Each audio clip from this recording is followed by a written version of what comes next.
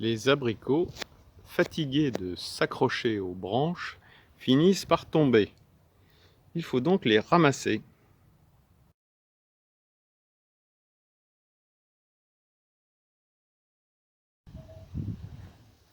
Cette année, il y aura pas mal d'abricots encore.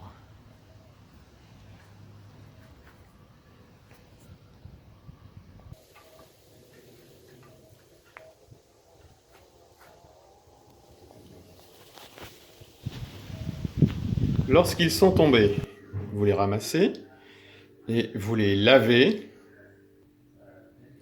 puis vous les dénoyautez et vous les débarrassez de la partie abîmée. Une fois les abricots dénoyautés, on va les laver. Entreposés dans la cocotte.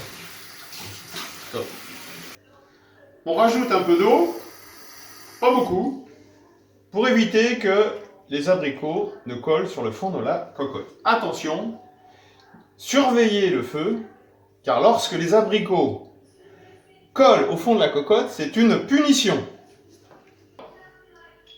C'est parti pour une cuisson. Puissance 6 sur 10. Et pour aider au démarrage de la cuisson, on pose le couvercle de la cocotte sans le fermer complètement. Après quelques temps, Caroline et Jérôme, faites très attention. Il faut que les abricots soient remués pour homogénéiser la cuisson. Donc, on fait descendre dessus, dessous, et vice-versa.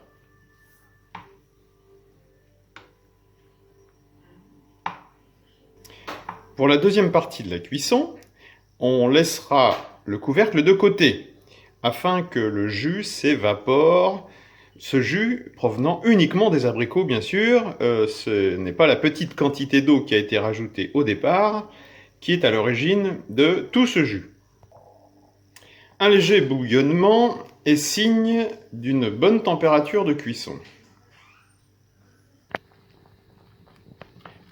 Après avoir bien remué les abricots, on obtient une texture assez homogène où les abricots ont presque disparu au profit d'une purée qui a belle allure et dont on conservera la texture pour donner du caractère à cette compote.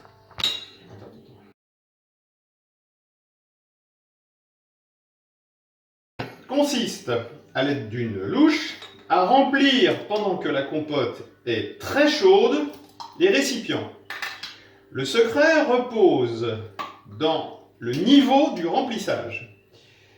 C'est-à-dire qu'on va considérer que le pot est bien rempli avant de fermer le pot très fort.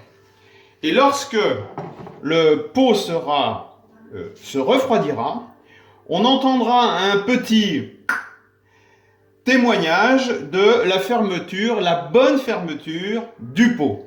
Et on pourra conserver cette compote pendant 1 an sans problème. Si d'aventure, lors de la consommation, au moment de l'ouverture du pot, l'ouverture était constatée facile, trop facile, ce serait le signe d'une mauvaise fermeture. Dans ce cas, on laissera le pot de côté. Si une certaine force est nécessaire pour ouvrir le pot, alors la compote aura été bien conservée et on pourra le vérifier par le fait que celle-ci est bien homogène, qu'il n'y a pas de pourriture en surface et qu'elle est parfaitement comestible. Voilà. Eh bien écoutez, bonne compote à tous et profitez du bel été.